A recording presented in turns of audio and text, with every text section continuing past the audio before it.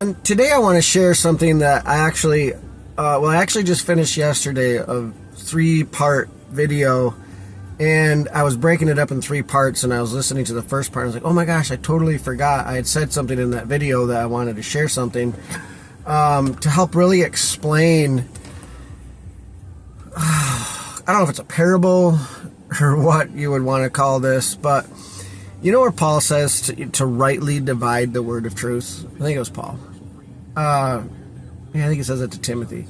Rightly divide the word of truth. And what he's talking about there is like rightly dividing what was true in the word, in the Bible, at that specific time. So obviously the Old Covenant, there's a lot of things in the Old Covenant, many things in the Old Covenant that are completely irrelevant today for us in the church, in the body of Christ. And there's some things that may be relevant. But I want to explain this because this video, this 3-part video series that I made was basically about the Torah movement. It's crazy. And it's always been around. Obviously the Pauline epistles, most of them are like Paul is combating adding the law to the gospel of the grace of God. Just look at the book of Galatians, for Pete's sakes. So I want to share something that the Lord actually shared with me years ago on my birthday.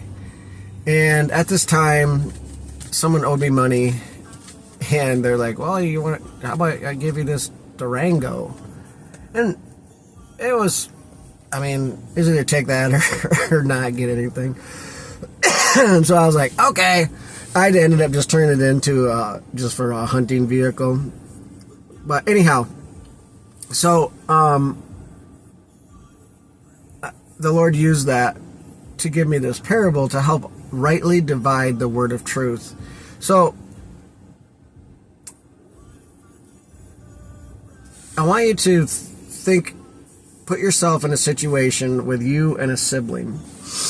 And if you don't have a sibling, then just think of someone as your best friend, as your brother or sister. So, and just think of me as your dad. This is because this is how the Lord explained it to me. So, I'm your dad, and you have always been a really good child. However, your brother or your sister, for the sake of the video, let's just call it your brother. Your brother, on the other hand, hasn't been so good. He's out partying, he's not really into the family, but you have always been a really good child. So, and you have this older car. And so I come to you and I say, hey, do you want a brand new truck or a brand new car? Do you want a brand new truck? And you're like, yeah, Dad. Okay. Well, here's the deal. I'll make a deal with you, and let's call it a 4-month deal. And all you have to do is keep your car clean for 4 months. And after the end of 4 months, if you keep your end of the bargain, I'll buy you a brand new truck. And you're like, that's a pretty good deal. So 1 week goes by, and I look inside your vehicle, and I'm like, this thing's a mess. And you're like, what do you mean it's a mess? I cleaned it. So I'm like, okay, let me help you keep it clean by giving you the instructions of how to clean it. So you got to take Q-tips, you got to do this in your vents, and you got to go here, and you got to do this, and wash your windows, and you got to vacuum it this way, and you say to me, okay, I'll do all that. Okay. So the next week, the next Saturday, I open up the car door, and I look in your deal, and I'm like, oh my gosh, this thing no way is this thing clean according to my standards. And every single week for 4 months, this happens. So we come to the end of the 4 months, and I open up your car door, and I look in your vehicle, and I'm like,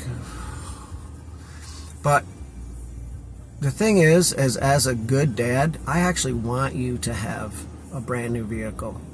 So I clean your vehicle, your old vehicle, better than it was when it was brand new. I mean, it is completely spotless. And I call you over. Hey, look inside your vehicle. And you open the door up and you're like, oh my gosh, this thing is, I've never seen something so clean. And then I say to you, you couldn't keep your end of the bargain, so I kept it for you. And since I kept it for you, you've now fulfilled your end of the bargain, so now I have to fulfill mine.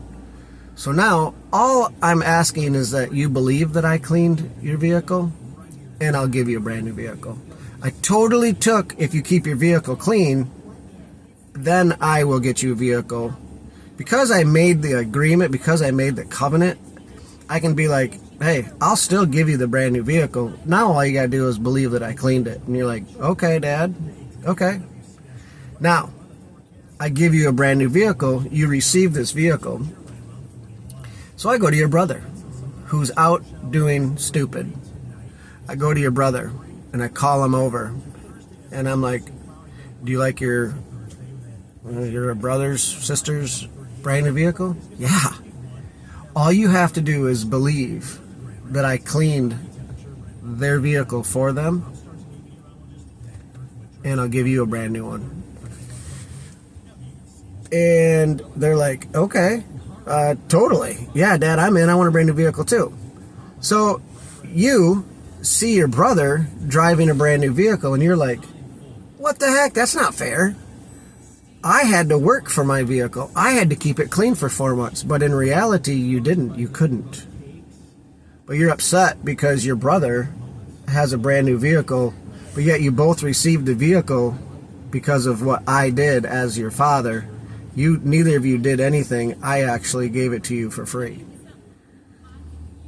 You are a Jew or Hebrew under the law. Your brother is a Gentile. You both received the free gift of a brand new vehicle because of what I did as a good dad. Now, this is where it gets interesting.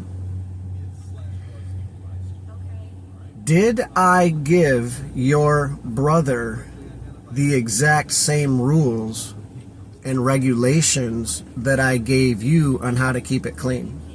Was he ever part of that contract agreement?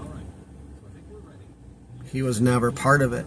He never said, surely, Dad, I'll do all that you say so I can get a brand new vehicle. Because you're Israel, you and I, God and Israel had the agreement, which was the law, on how to keep the vessel clean, which was literally the people. But they couldn't do it. They couldn't keep their end of the bargain. And the whole plan of me as a dad, and a loving dad, because you were already my child, I mean, you loved me, was to actually get your brother back in the family. See, that was the plan of God the entire time. And when you realize this and rightly divide the word of truth, you begin to realize that, wow, my brother, the Gentile, never had the rules of the agreement that you had at all. So how can they be found guilty by a good, loving dad for breaking a contract they never had? But see, in your mind, you're so focused on what you had to do, which that was Israel. Well, we had to do this for all these hundreds of years, and they just get to come in by faith? What? This is why there was such animosity between the Jews and the Greeks, between the Jews and Gentiles. This is why there's so much animosity, because the Jews thought, well, no, we're the ones that had to do all this stuff for all these hundreds of years. But in reality, they tried, but they didn't do it. They couldn't do it. They couldn't do it. In fact, they got prideful in it. Now, this is the beautiful thing about is the Gentile can totally glean off of the instructions that I gave you on how to keep your vehicle clean. Totally. They can go through and read like, oh, wow, take a Q-tip, do this. Oh, that's a really good idea. That's a really good idea. But I can never be upset at them if they don't do it, because it's theirs. And it's theirs to be a good steward with, because I've given them free will. I cannot judge them for not doing it the way I told you to do it as Israel. I can't judge them for it. And you, as Israel, cannot hold them under the same rules and laws that you had, that you couldn't keep, nor could you fulfill. But Jesus, being fully man, did fulfill your end of the bargain. And being fully God, he died and resurrected and completed that end of the bargain, and therefore gave you his life, and now you have it by faith, and so does your brother have it by faith. So we rightly divide the word of truth. That's just a real simple, easy parable to help us understand, wow, the Gentiles were never given the law. A just God isn't going to hold them in contempt for breaking it. And yeah, there is some really good things to glean from here. But the truth of the matter is, when my other son that I brought in, when he actually is driving around in this brand new vehicle, he's going to, when he knows how much I love him, he's going to be like, wow, I got this vehicle for free, and out of respect and love for my dad, I want to keep it clean. I want to keep it clean. So then the son, as long and you can both come to me and have a relationship with me. Hey, Dad, what's your suggestions on washing my floor mats? What's your suggestions on waxing my new vehicle? What's your suggestions? And then we begin to have a relationship, because a bad dad would actually be like this. Well, why don't you just go read in what I told your sister? And that's literally what these Torah people and this Torah movement actually think God is saying when they say we need to mix the Torah with the blood of Jesus Christ. That we need to mix the law with grace and faith. It is so messed up. And as a body, we need to rightly divide the word of truth.